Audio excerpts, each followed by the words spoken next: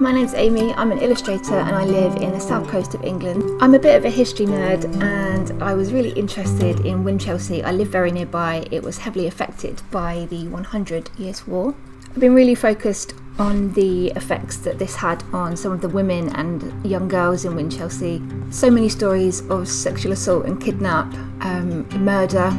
And one particular story that's really stuck with me is a church called St Giles's Church, where the members of the congregation and the parish were hiding and the French stormed the church and killed everyone inside. No one was spared. My allotment site falls over the boundary of the old church, and I often think of this incident and these women and what acts of bravery could have happened.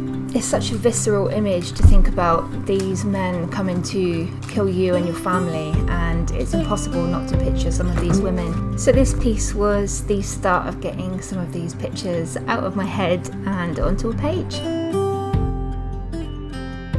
Whilst this wasn't my strongest piece technically, there's a few things wrong with it. It was a really good starting point, and the first piece that I've done where so much reading and research has influenced the outcome. After collecting a few different reference images, I printed off some on thermal paper, which allows me to just have a reference of values in front of me, and I can focus more on the colour work myself.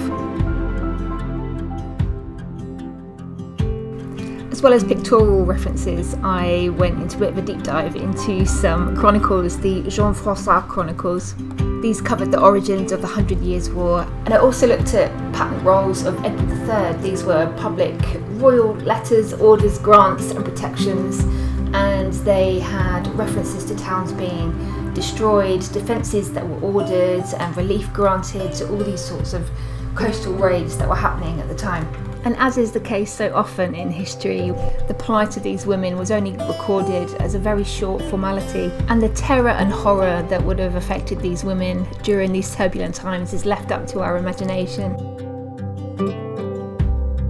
My ancestors are dotted all around the Brede Valley, which is where Winchelsea overlooks, and there's no doubt that some of my very distant ancestors would have been part of these raids and been affected by it.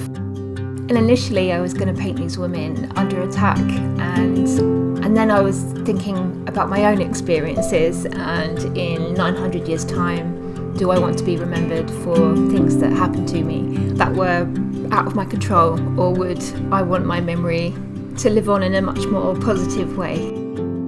So I painted these women just peacefully as they are, and painting them was almost an act of remembrance, thinking about them in their day-to-day lives, researching how they were living and what their domestic life looked like.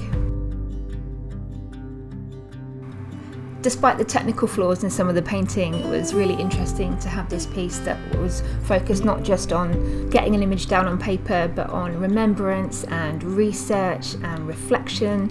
And I feel like this has opened doors in my practice, and I'm really excited for what I'm going to explore next year.